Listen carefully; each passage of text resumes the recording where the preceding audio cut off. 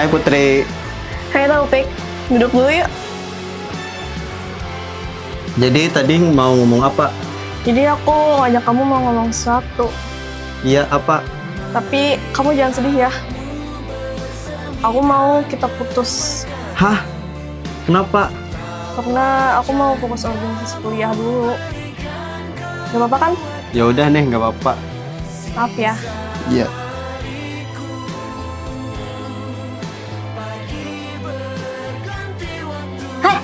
Galau aja, kenapa? Aku baru aja diputusin sama Putri nih. Ya, daripada galau mending ikut kami diskusi kelompok aja. Ya udah, yuk. Ayo.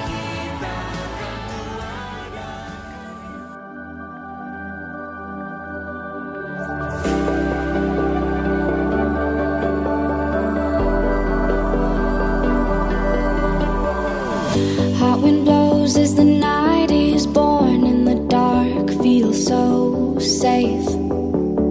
My body yearns for that beat to start, 'cause it's too hard to wait. Assalamualaikum warahmatullahi wabarakatuh. Salam Om Swastiastu, Namo Buddhaya, salam kebajikan, Rahayu. Selamat siang kawan-kawan semua. Kami adalah mahasiswa dari Sekolah Tinggi Ilmu Administrasi Amuntai, program studi administrasi publik.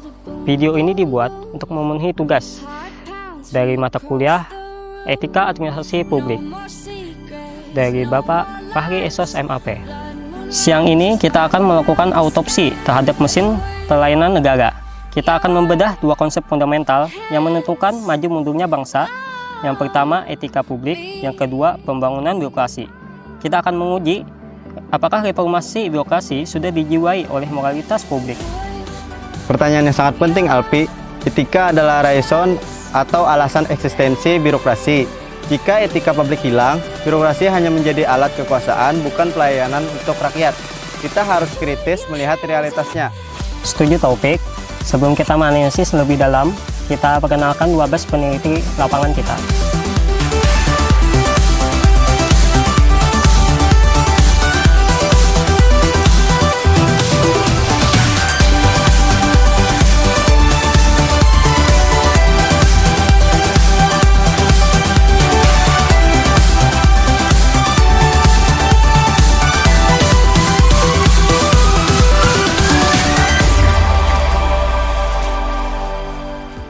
Tim sudah lengkap, mari kita langsung ke fondasi filosofinya. Apakah sebenarnya etika publik dan mengapa ia menjadi benteng terdepan ASN? Taufik dan Ahmad, mohon diperjelas. Etika publik itu adalah pedoman moral bagi ASN. Secara mendalam, ia adalah refleksi tentang bagaimana nilai-nilai seperti tanggung jawab, keadilan, kejujuran harus diterjemahkan menjadi tindakan konkret dalam pelayanan. Ini bukan sekedar kepatuhan, tapi kesadaran moral. Pentingnya sangat jelas, ASN memegang otoritas negara dan otoritas tanpa kendali moral, akan selalu rentan korupsi dan penyalahguna wewenang. Etika publik mengajarkan ASN untuk memilih kepentingan publik di atas kepentingan pribadi. Etika publik tidak monolitik, ia memiliki 3 dimensi yang saling berkaitan. 1. Dimensi kualitas pelayanan, menuntut ASN untuk tidak sekedar melaksanakan tugas, tetapi memberikan value added kepada masyarakat, misalnya dengan bersikap ramah, cepat, dan profesional. 2. Dimensi modalitas, ini adalah alatnya. Etika menuntut ASN harus memiliki akuntabilitas, dapat dipertanggungjawabkan, transparansi bersikap terbuka, dan netralitas tidak berpihak-pihak. 3. Dimensi tindakan integritas. Ini adalah benteng personal. Etika menuntut penolakan terhadap konflik kepentingan dan keberanian melaporkan penyimpangan.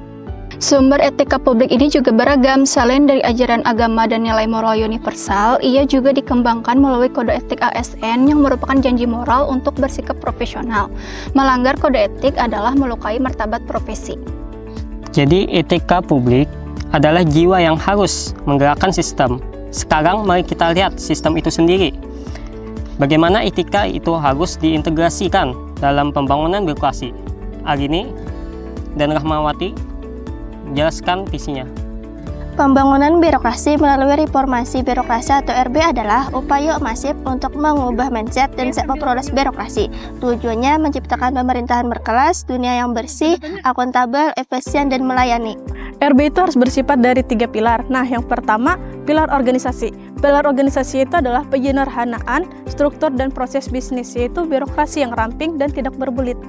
Nah, yang kedua itu ada pilar sumber daya manusia, yaitu peningkatan kompetensi, penerapan sistem merit yang profesionalisme, penamaan budaya kita yang beretika.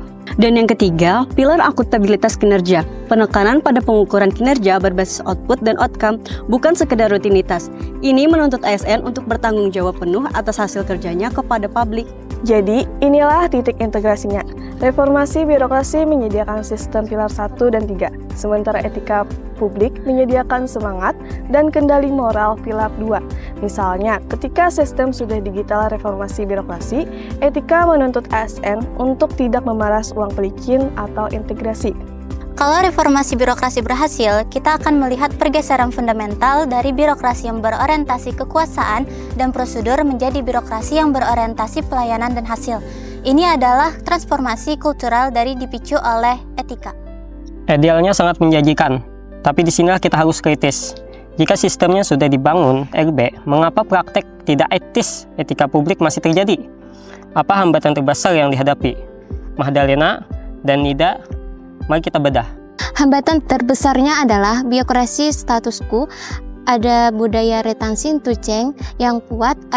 ASN lama seringkali merasa nyaman dengan prosedur berbelit karena disitulah mereka bisa memandang rate atau keuntungan tidak sah. RB dianggap ancaman bukan peluang perbaikan. Ini menciptakan GAP etika VS sistem. Sistem online sudah disiapkan RB, tapi ASN tetap menciptakan hambatan prosedural di bawah meja atau pelanggaran etika keadilan dan transparansi. Mereka hanya patah secara formal, tapi ingkar secara moral. Ambil contoh kasus maladministrasi dalam penertiban dokumen penting, misalnya izin lingkungan. Pejabat menunda penertiban bukan karena persyaratan kurang, tapi karena menunggu dana pelicin. Ini jelas melanggar etika responsif dan akuntabilitas, sekaligus merusak pembangunan birokrasi secara keseluruhan. Kritik kita harus diarahkan pada lemahnya pengawasan dan sanksi etik. Ketika ada praktik tidak etis, sanksi yang diberikan seringkali tidak profesional, hanya mutasi atau teguran. Ini mengirim pesan bahwa melanggar etik tidak berdampak serius pada karir. Maka dari itu, untuk membangun birokrasi yang efektif, kita harus mulai dari integritas seleksi SDM aparatur. Jika bibitnya sudah tidak beretika sejak awal, sehebat apapun sistem RB yang kita bangun, hasilnya akan tetap rusak dari dalam. Diskusi ini menyimpulkan bahwa etika publik adalah persyaratan RB yang tidak bisa ditawar. Kita harus memastikan mindset pelayanan tertanam kuat. Hai Bill.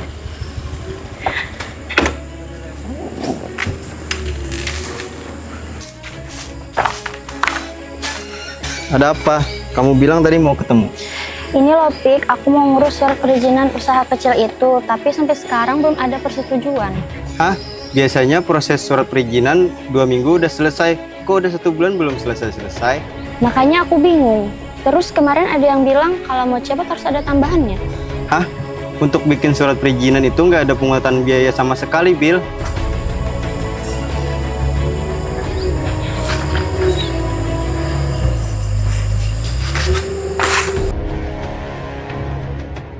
Bu Aziza, kenapa dokumen milik Bu Nabila belum setuju juga? Saya cuma mengikuti arahan perintah Ibu Arin, kata Bu Nida berkas Bu Nabila tunda dulu. Bahwa itu sudah melanggar kode etik, Aziza. Saya paham Bu, tetapi saya ini pegawai baru, saya takut salah langkah. Justru salah langkah, Aziza.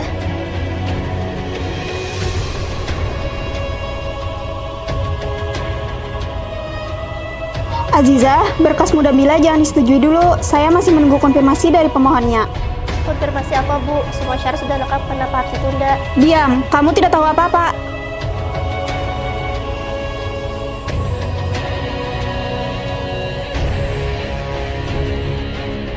Pasti kalian dimarahi karena menentang Ibu Nida ya? Saya sudah lama kerja di sini. Budaya uang pelicin itu masih ada di beberapa dinas termasuk di sini. Kadang bukan sistem yang salah, tapi manusianya. Integritas itu kuncinya.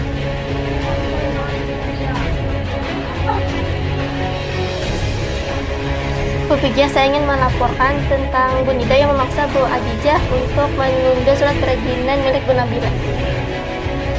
Ya, saya terima. Baik, saya akan memanggil mereka sekarang.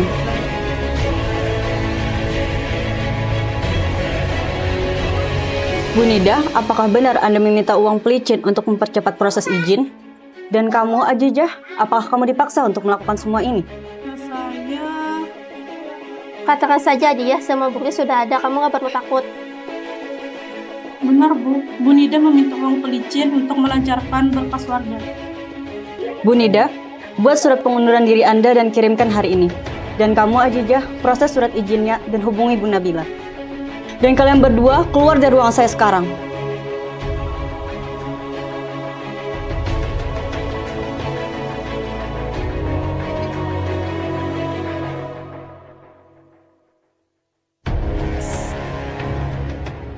Maaf ya Bu Nabila atas keterlambatan ini, saya benar-benar tidak enak. Saya takut kepada atasan. Ini Bu, berkasnya telah disetujui. Gak apa-apa Bu, semoga kejadian ini tidak terulang lagi dan tidak merugikan siapapun.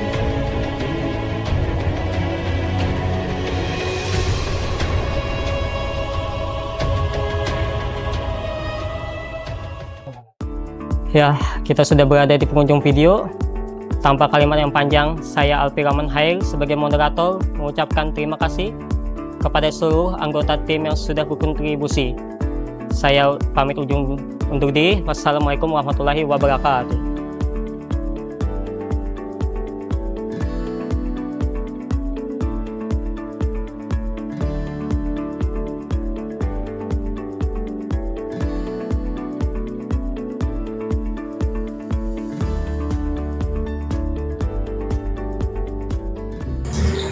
Jadi aku kesini ngajak kamu mau ngomong. Berpikir kawasan. Gitu, tapi sampai sekarang Kami adalah mahasiswa dari Sekolah Tinggi Ilmu Etika publik hilang Dan saling berkali. Nah, diingat. Nih. 3. RB itu bersifat bersifat rasi yang ramping dan tidak berbelit. Basa-basa. Saya belum Pulang. Bu Nida, belum guys.